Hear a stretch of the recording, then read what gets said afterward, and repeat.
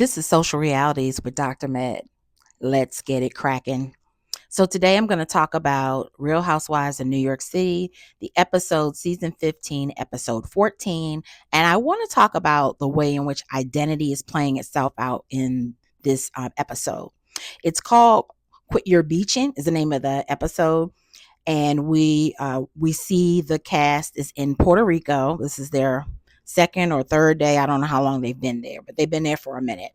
And it picks back up from the last episode where they're at the beach, and Ubah is disgusted by the beach. She thinks it's dirty. She thinks it's smelly. The water's smelly, and she's starting to have a hissy fit about people getting into the water. And if she had some understanding of social cues, she would see. Let me not say that. Let me take that back. Okay, I'm gonna take that back. I said I'm not gonna be shady on this, so I really am trying not to be. Let's put it this way. Ubah doesn't realize that she's being offensive. And so Raquel decides she'll talk to her about it later. So when they have the conversation, Ubah becomes defensive and shares that she's been to Puerto Rico more times than she has. And she would say the same thing in her own country if she was somewhere and something was dirty, completely missing the point. So Ubah doesn't get it. They kind of just acquiesce to whatever Ubah is saying, and they'll deal with her later. But they're continuing in this cycle of Ubah's uncooperative, Ubah's this, Ubah's that. And the reason I labeled this fear of a black woman is because it's something about being in spaces with white girls and other women of color that black women are often the ones labeled as difficult.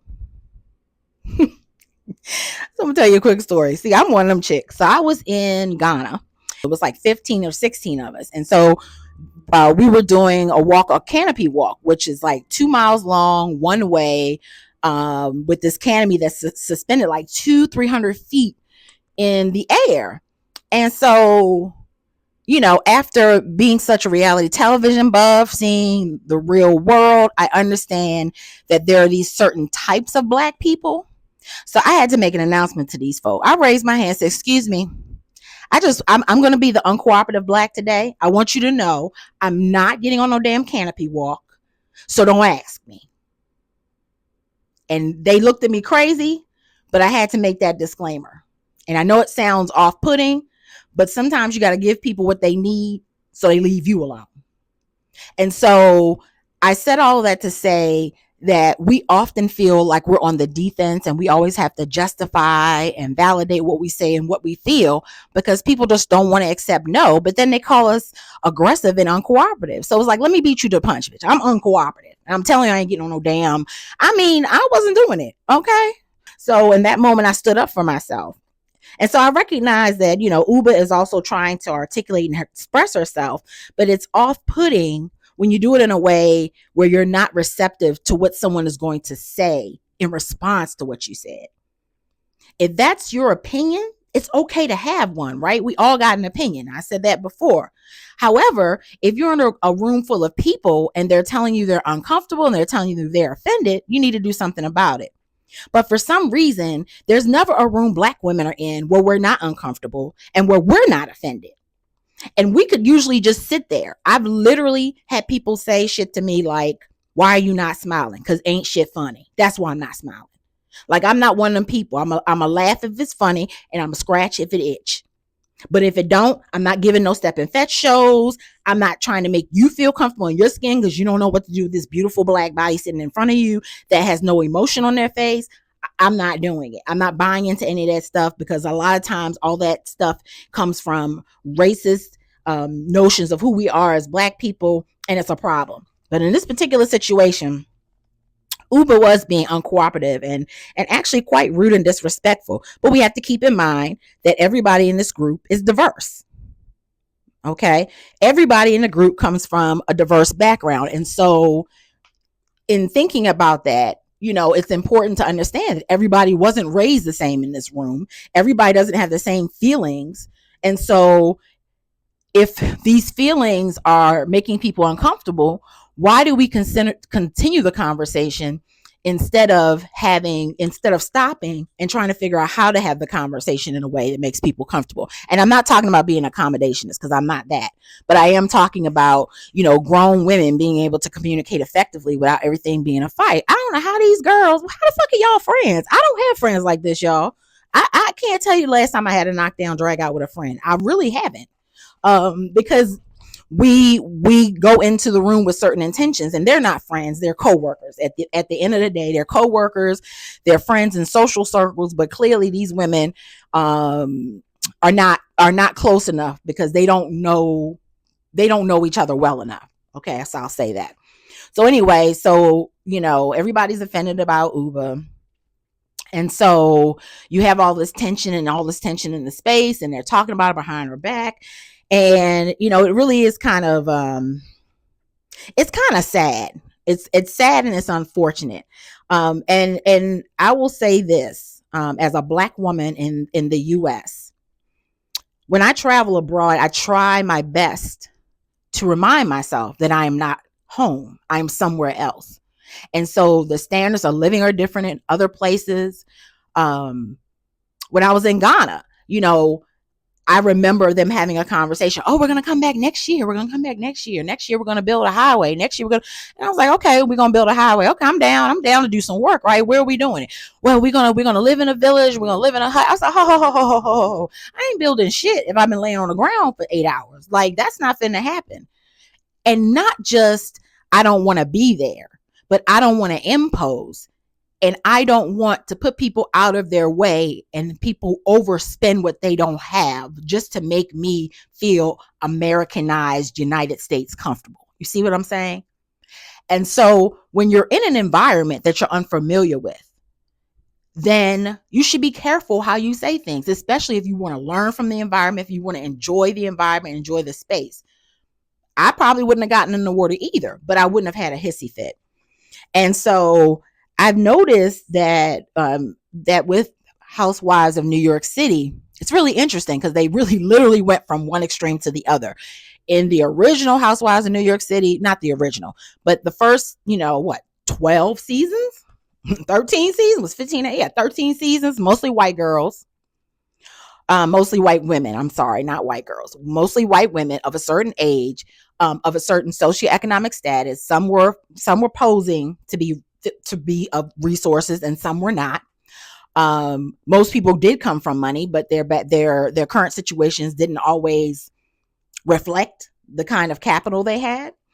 And so we go from, all these white women, which is a whole nother situation, to now trying to multi-racialize the franchise.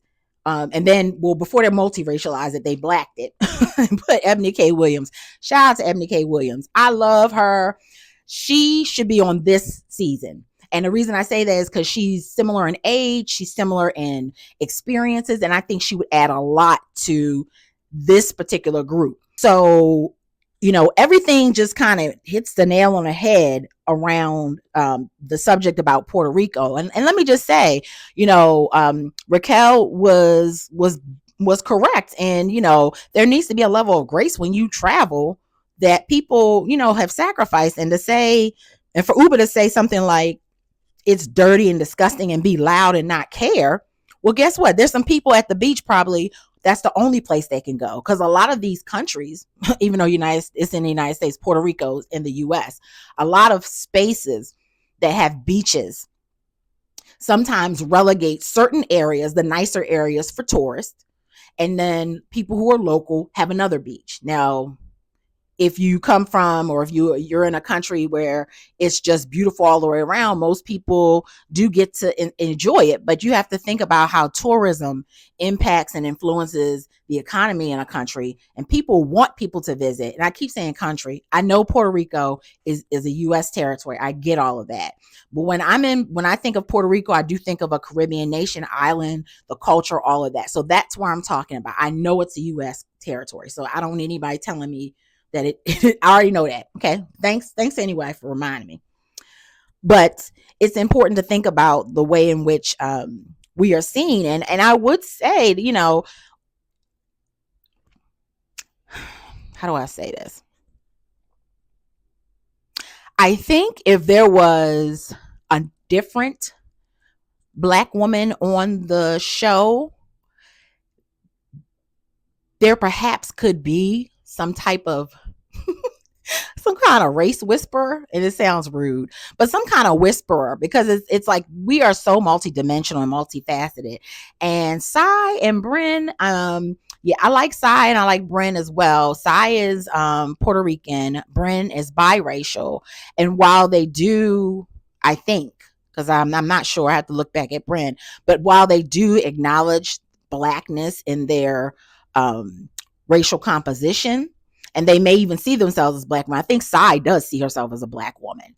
The way in which someone is raised, the way someone looks, all those kinds of things come into play of how they engage with conversations around race. And just watching, especially Brynn, she's extremely uncomfortable talking about race. I mean, she's extremely uncomfortable. And to be honest, she probably is uncomfortable because of the spaces that she's occupied.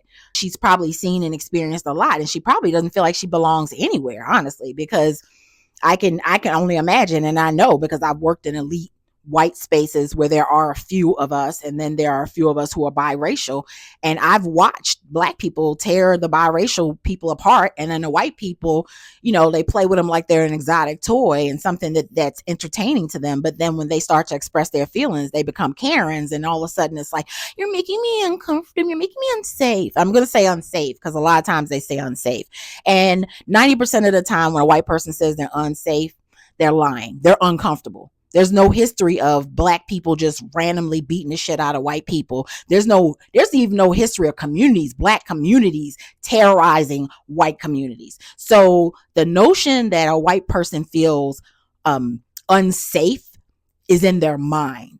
Okay. It's their imaginary. And so having the conversations also about like, no, you're not unsafe, you're uncomfortable, and it's okay to be uncomfortable because adults are uncomfortable in certain spaces and you get over it. But this fear of the black woman, it's because I think also Ubah is a darker woman. She's tall. She's absolutely gorgeous. She's a model. So she's also, well-traveled, well-versed. That doesn't mean because you've been a bunch of places, you know any better. It doesn't mean because you're well-traveled that you have an etiquette. And so there's a possibility that, people do this all the time. People let black people say crazy shit out of their mouths, especially white people will let us say crazy stuff out of our mouths, never check us, but talk about us behind our backs. And so this fear of a black woman is really problematic because they don't know what to do with Ubah, and it's almost like Brynn is the whisperer and Sai is the voice of reason, and we take on these types, these archetypes, and these roles, and these stereotypical roles of being a black woman in these kinds of spaces. So what we experience is this, and then this over sexualization of Brynn because she is biracial. It feels like that Ubah is trying to dig at her by over sexualizing her, as if she's using her biracial identity and her look to pass. And passing is a big deal in communities of color, and that's really what it sounds like. She's really trying to accuse her of passing, and she thinks she has these thoughts about her. She didn't say that she was sucking peen for jobs, but she said if. And so the fact that was even in her mind means that she's entertained the possibility of Brynn laying and busting it wide open for this job. So let's not pretend, Ubah, that you didn't think that because it came out your mouth. Okay. Sorry. Let me get back. I'm trying to be constructive, and I also want to say stuff. So I'm gonna balance it. I'm gonna work it all out. This is still new to me. So anyway, there are several arguments going on, and then we have a scene where Erin see, this is what I mean. We different. We just different. These white girls are special. There's no way in hell I'm showing nobody a picture of my man's penis. But that's your choice if that's what you want to do. But Ubah's response definitely was visceral, and it came from a place, when you think about it culturally, most black women I know, we don't want to see each other's friends' penises. We don't want to see your man's penis. We don't want to see your husband's penis. And so for us, it is weird and inappropriate and a little creepy. But in other spaces, it's all girl fun. It's kind of like it's kind of like how men do their thing. I guess, white men or black men do their thing around sex and sexuality, like talking, what's it called? Like men talk or women's talk. But that extent was a bit much. But everybody's an adult. Everybody agreed. Gabe, I think it's Gabe.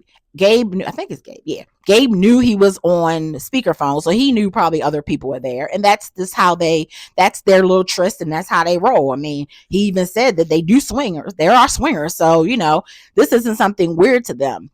But it's something about when people try to impose their culture on other people that it gets problematic. And while I can see that as a problem, I don't think it's necessary to make a big deal about it. And the fact that you make a big deal about it, kind of like it reads as if you are elitist, closed-minded, and that doesn't help because these white women already are looking skeevy at the black women and the biracial woman on the show because they already really don't know what to do with nobody that's black. I mean, that's just a general theme in Housewives. Unless it's a black housewife franchise, the white women have no clue what to do with black women in social spaces. And it's unfortunate. So how about this, Bravo? Since you keep trying to sprinkle us in, why don't you do some training around us? Okay. I'm not saying mess up the flow of how people interact, but in any job, you do learn how to engage. You do learn the culture of your work environment. And this work environment with Bravo and these other reality television shows and just in general with networks is just anything goes. I mean, and that just goes across the board, even watching shows like The Bachelor. I mean, this man done kissed 25 women. It's disgusting to me. But they up there doing it, so they getting something out of it. But what are the consequences to that action on television? How are we debriefing these women or preparing them for what's to come? Because you set people up to fail when you don't prepare them.